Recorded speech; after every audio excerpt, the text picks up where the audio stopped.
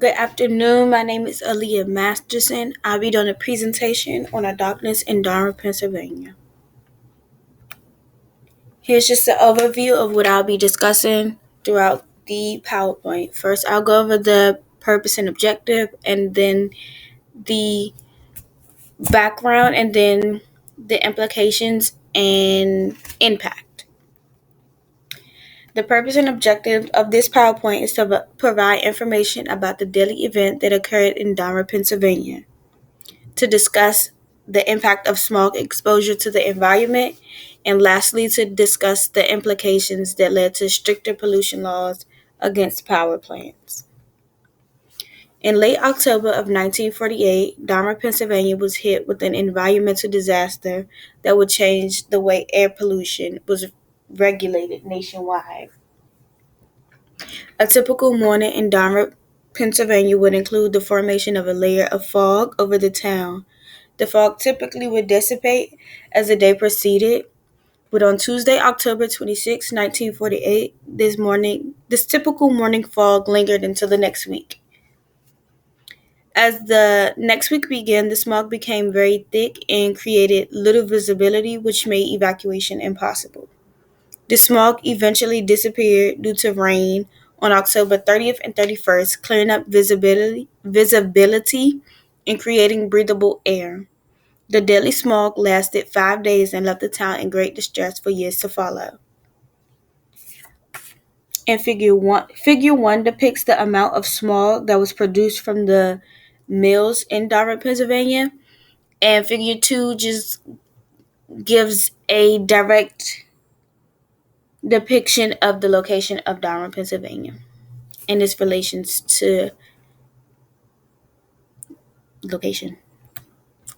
The cause of the smog was in debate for a while. One possible cause was the zinc smelting plant, which is zinc works, because it had been releasing harmful contaminants since it had opened. On October 26, 1948, an air movement over the town was thinly dispersed, which created a temperature inversion. The inversion trapped the pollution from the zinc works that saturated the air over the town.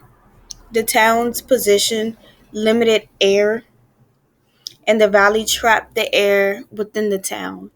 Zinc work released particles and industrial contaminants in the emissions during the zinc smelting process.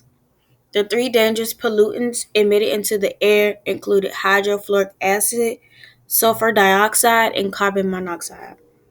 The main contaminant of concern that caused many health issues was the gaseous fluoride in the form of hydrofluoric acid.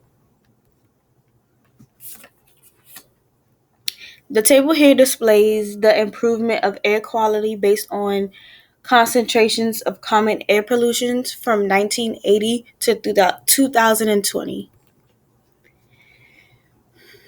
The graph here shows the effect of the community. 0.3% of people experienced death, 24.3% of people face serious illnesses, and 75.4% of the population had mild to moderate illnesses.